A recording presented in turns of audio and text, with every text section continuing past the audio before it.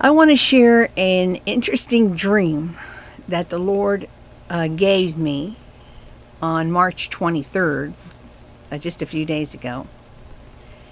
And in this dream, it was a dream where the Lord took me on an orientation to the behavior I was to have as his spouse in heaven.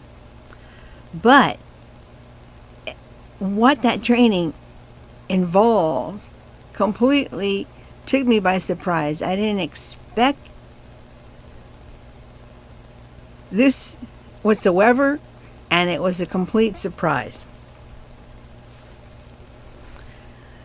Well, first of all, it was a long dream. It was very long because in this dream, specifically, Jesus was putting me through an orientation of having been accepted to be his spouse. That this was now orientation training that I was required to go through. It was a requirement.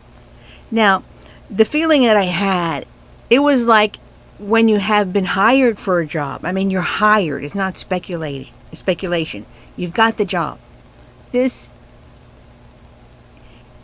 was an orientation that you are required to go through before your first day at the job. It's a requirement. And this is exactly what this was like. I already was designated as a spouse.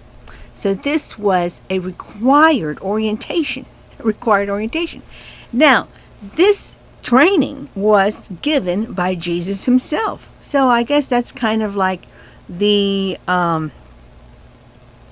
recognition that as you are going to be his spouse, well, he himself trains you. So this training was very long. And what it involved was that Jesus would take me through mock situations as we were in a marriage. And how I reacted was what he would then orient to be as it should be. He took me through about around 20, 30, or even 40 such of these mock situations. And it was, like I said, it went on a long time. And it was between him and I. So essentially what would happen is that in one of them, he and I were sitting in what was made up to be like a living room. And we were sitting there facing one another. Every one of this training was one-on-one between the Lord and myself. I mean, we were face to face like spouses. Now in this one, the Lord and I were sitting face to face, and we were eating some food, and he was looking at me and he was talking about something. And when I didn't react correctly, there was a correct way to react.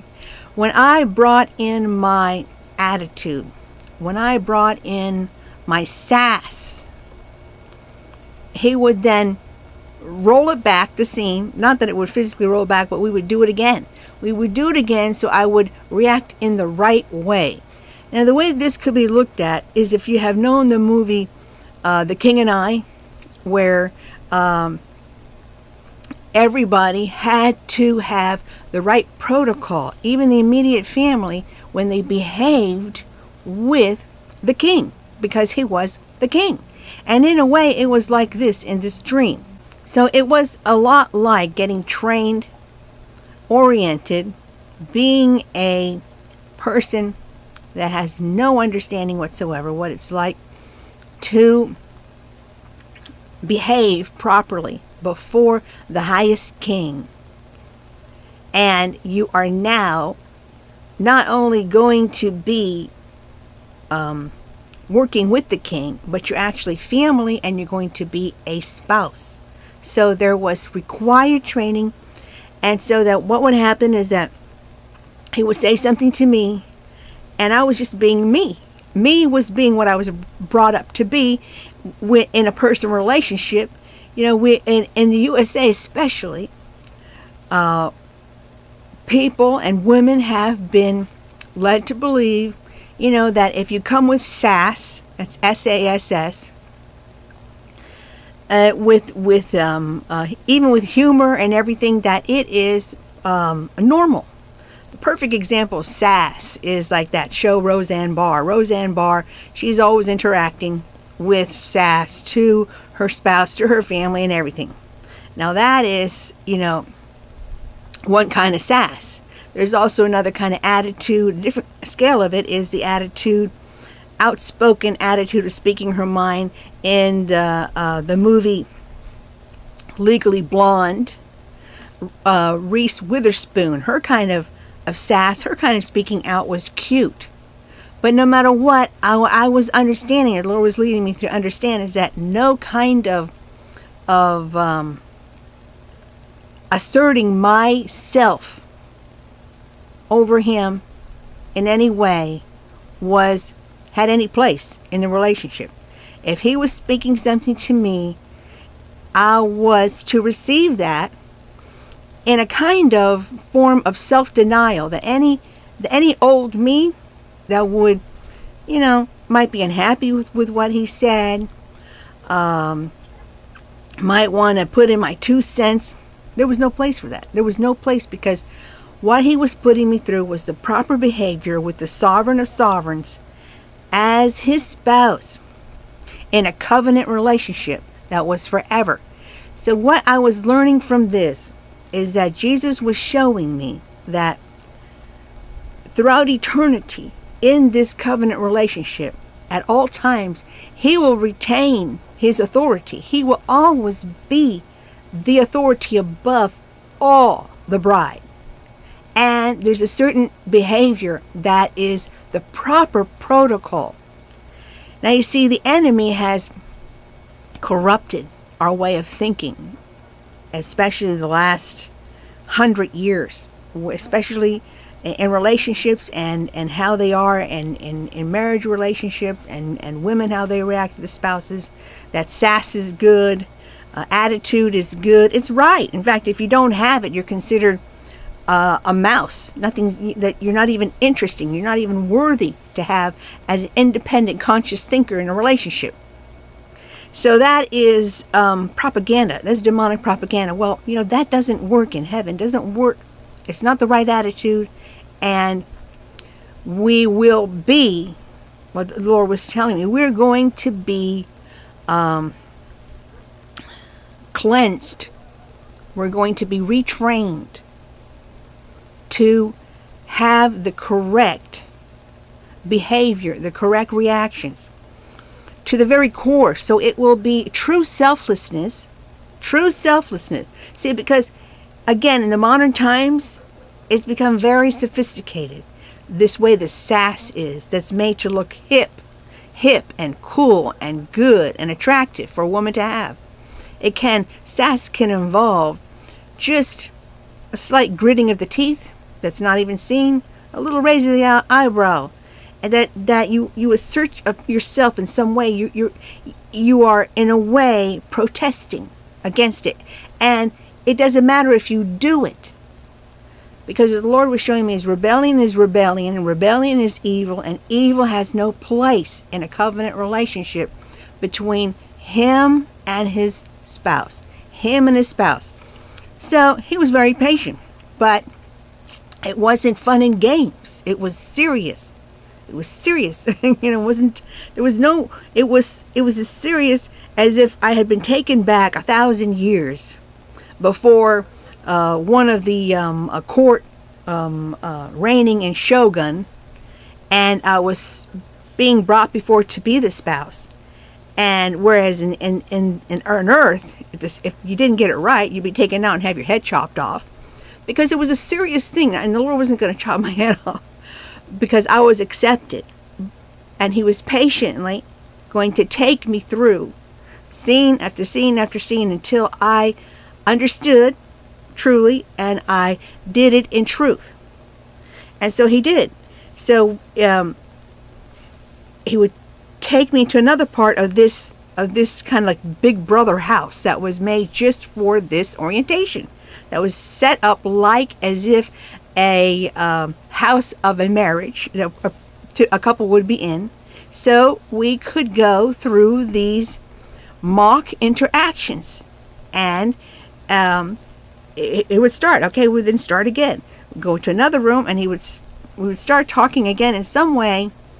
And if I had any kind of attitude, even if in fun, where I wanted to assert myself in some way, that I rose above that, being putting myself above him in any way.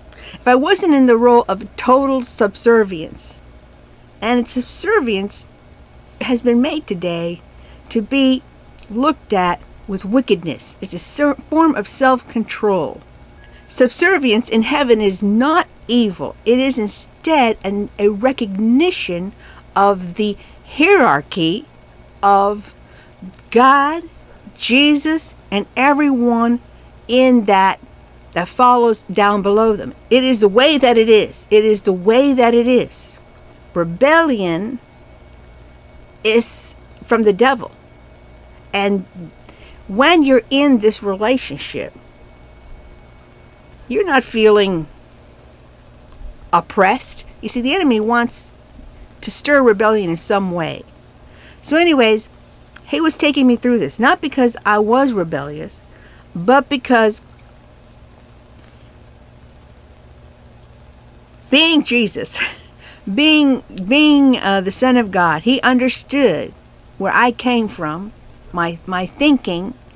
My thinking, I call it in a way, a wild Mustang. I have the thinking of a wild Mustang. We all are wild Mustangs. We're untrained. We react in ways that require us to be trained in order to behave properly. When you have a wild horse that hasn't been trained to be accepted, be able to work with the people, you train that horse to accept having certain direction and authority. And in a way, this is how, I consider how I am. I know that I've grown up in this society. In the 60s and 70s, there's a rebellion, the flower child, the women's movement, all these things. And like everyone, I was trained up by the television, what certain behavior. I grew up when Roseanne Barr, what the show was then, and all that sass and attitude has trained me up, like many others, that this is good. This is the way that we are. And people, we might like this between us. But Jesus, his way of thinking and his way of being is not ours. We've seen the Son, we've seen the Father. We know that God's thoughts are higher and his ways are higher. So we're getting and going into a covenant relationship with the true royalty. And so it involves getting with the program.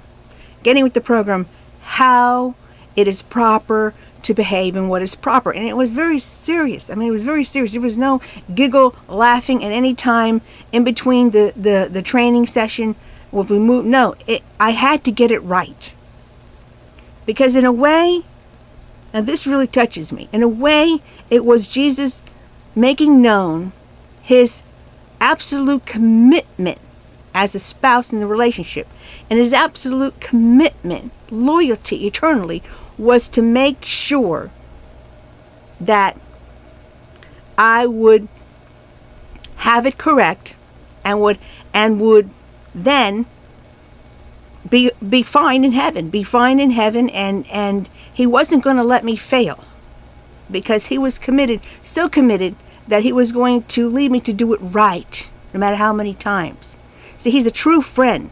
You learn who your friends are, and you learn who your real relationships are, because they're the ones who will help you to do it right, where the other ones will give you lip service, will kiss up to you, or maybe even keep quiet. So Jesus already in the first stage of his showing his absolute commitment and seriousness in his covenant relationship, was serious and grave about it, and I had to do it. I had to get it right. I had to do it, and he knew he was working with cluelessness about it because from this era we're clueless. We have been so brainwashed by the enemy that certain behavior that really, when it's put in heaven, it's evil, it's rebellious, and it has no place there. And this is how the devil has deceived many to end up in sin, to be in rebellion against the Lord. So this is why when we become new creations, we put off the old self and we try to think with the mind of Christ. So anyways, this went on and on and on, and I was having to go through it, and it was as grave and high pressure as the highest job position and role you could get on this earth. That's how serious it was to go through it. And we had to go through it over and over and over and over again until finally he was satisfied. I understood and I did it right every time.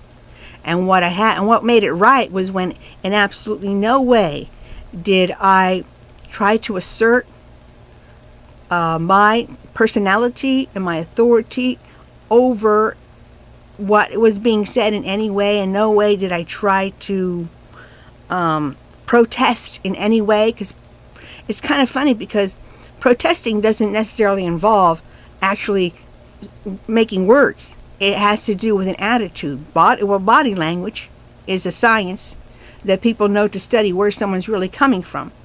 And getting it right involves, in truth, completely without any attitude, this kind of like a true selflessness, being a true empty, selfless vessel before him in true subservience, as everything in all our intimate covenant relationship interactions. And when I said intimate, well, it was just, we were just having various one-on-one, close-up interactions as a husband and wife do throughout the day and night in the house.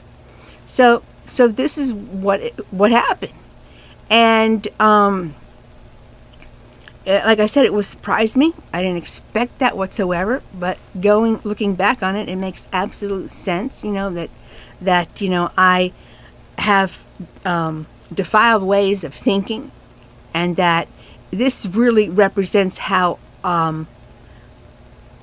we're all going to have a certain orientation to truly leave behind those things that have defiled us in our personal relationship that we have thought was right with the Lord. We have thought these ways are okay. Especially we come with behavior with him that we would have with another person on earth. We like to think that he's like that we can treat him in such a way, and we can have some lightheartedness with the Lord. At all times there never will be removed that he is the sovereign of all, and that's always going to be there. I was getting this as the revelation I was going to get. It's always going to be there, and we're never going to, at any time, are we going to switch that spot with him, and we're going to be the ones dominating in that intimate relationship that we have with him throughout all eternity. He's always going to be the dominant one. He's always going to be, when I say dominant, I mean he's always going to have his authority as divinity. That will never be taken or removed. Yet he will be our covenant spouse.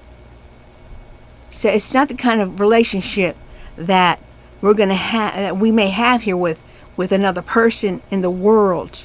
It's a relationship with the sovereign, the Alpha, the Omega, and he's never going to mold and bend his ways to ours. It's the other way around. There's a certain behavior, certain rules, certain protocol that exists and will continue to exist forever in the throne room in heaven. And it won't be strange when we get there, but we will need, some of us at least, to be indoctrinated to what is correct and right, because we still, even though we hope and believe that we have put off the old man, we're still somehow carrying some of that taint of the world. That taint of the world, and how we have learned what is attractive, right, regular, and acceptable to behave with other people. So this is something that really completely, as I didn't expect. And I absolutely love being with Jesus. I love anything he may give me that may have him in it. But this one, I would still go through it. Of course I want to go through it, because you know why I want to go through it? I would go through it again because I knew that I was accepted in heaven. I knew I was I knew I was a spouse, because otherwise it's either you are a spouse and you go through this orientation, or you are not considered a spouse. Instead, you are out in the outer darkness. Of course, it's 100 billion times better to know you are a spouse. You have gotten the rose from Jesus. You have been given the proposal from the Lord, and he has now already the marriage date. He has already sent the invitation out for his marriage between you and him. It is set. You know you are. And then, even though it's surprising, you find out that there's some protocol and training you have to go through in order to know how to properly behave with the highest royalty in this new permanent covenant relationship. Okay, so there was no fun and games in this whatsoever, as I said. Instead, it was very serious, and it involved my learning my role and the expectations that were put upon me in this role of and in our covenant relationship, and getting with the program. And when I had the proper orientation, then I was to start from then on, at the end of the 30 days or whatever this was, as his spouse. It was like I was imminently going to be a spouse, and now I had to go through the orientation. And this was his giving me a lot of revelations of how a covenant relationship with him in eternity has its expectations we don't even understand, but we're going to be trained in them. We're going to be trained in them. I mean, because, we're coming with our earth baggage, with what we have come to believe of a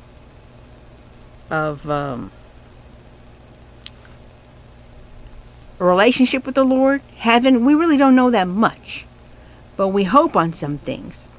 But what the Lord was showing me, there are certain protocols and certain things that we are going to go through in order to have the proper behavior to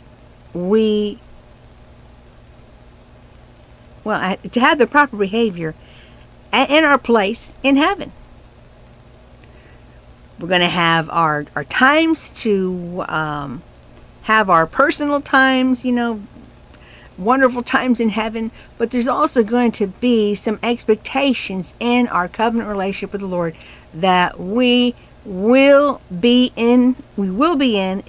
a certain way, and it's not anything that we think of. It exists already, this hierarchy, and we're going to, those of us who are brides, who enter into this covenant relationship with the Lord, because we have gotten into heaven And we have been accepted as brides who have we have been found and accepted as brides who have their lamps ready. We're the ones who are going to get this thorough, absolutely thorough training. You won't be able to fail because the Lord will already committed. They can't get a more loyal-hearted spouse. He will make sure that we get it right, and it will go on until it is right, and then we will go to the next step, which is the marriage itself. So it was really fascinating. It was fascinating. And now that I'm out of the heat of the training of the intimidating King of Kings, I'm enjoying the afterthought of having spent so much time with him. We spent a lot of time, and the way he appeared before me, a little bit the way you think about Jesus in his 30s, and I was also young before him, but he had carried an authority, and he carried the authority in the marriage. Have you ever seen a husband and wife interacting where the husband is seeming a little bit, businesslike attitude? He had a businesslike attitude and the whole thing. That's what it was like. Business like this. He'd talk about this, talk about that. Blah, blah, blah. We go to another room. He'd give his comment about how he felt about something. And it didn't involve my becoming Miss Animate personality or interacting my 2 cents. I was the subservient spouse there at the time. Now, from what I also understood, because it's a covenant relationship, he will never give his position of authority will always be the one held.